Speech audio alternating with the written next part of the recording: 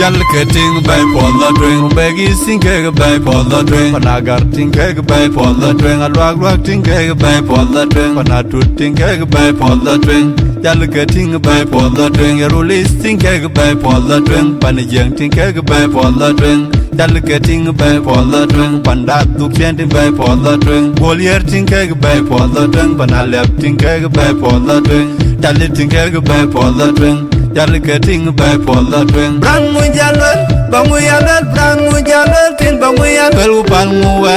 Wel pinyeron brang mu jalal upal mu panda banci wel koi dalten desiar, banci wel koi dalten. Jal cutting banci wel koi dalten desiar, banci wel koi dalten. Wel wa halal lau juba, wel wa halal sitri dan ban nong ide group, anong ide ting, anong ide dan ban nong ide.